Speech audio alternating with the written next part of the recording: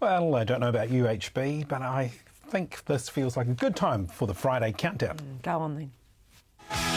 It's the Friday!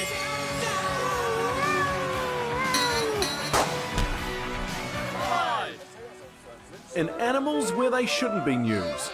Bears on the highway? Not ideal.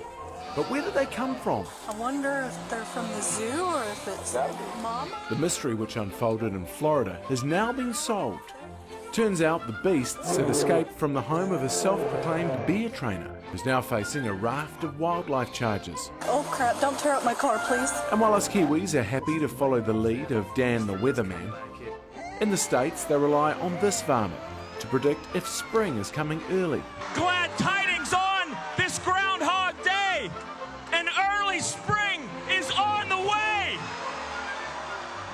I'm here to announce that Phil is the new official state meteorologist of Pennsylvania. Immortalised in the film Groundhog Day, this is Phil, the most famous of all the groundhogs, but not the only one. Meet Chuck from Staten Island, who's said to be the best in the land. He's the most accurate groundhog in North America, so he's got a good record. And it was looking real bad for this pod of orcas, or alleged killer whales, trapped in an ice floe in Japan and grasping for air.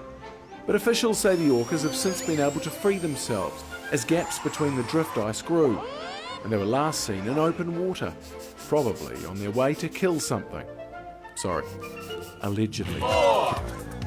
It's carnival season all around the world, but revellers aren't just getting sweaty in the usual places like Brazil, where everyone, including the dogs, get gussied up and go gaga.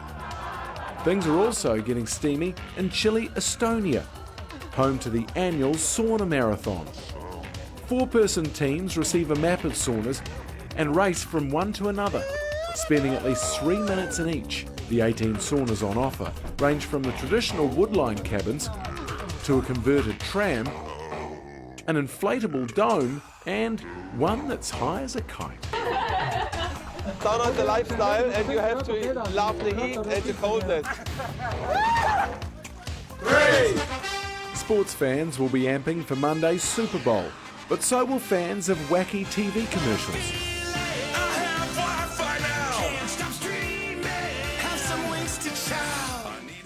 The event is a magnet for big spending brands trying to outdo each other, with each ad spot costing a cool $7 million US.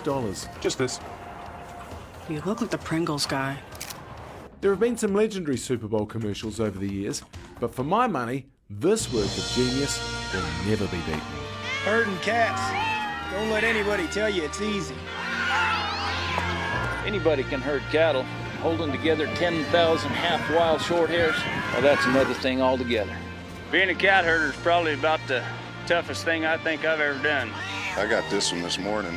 EDS, managing the complexities of the digital economy. The catch of the week comes from the TVNZ commentary team at Bay Oval. Come on, Marlo, you can do it! You're gonna have to die for it! Where cricket commentator Katie Martin showed just how it's done. On her birthday, Katie Martin, have a look at this! Here we go! And at number 1. Rave reviews have been coming in for the new documentary film Red Mole, a romance by award-winning director Annie Goldson.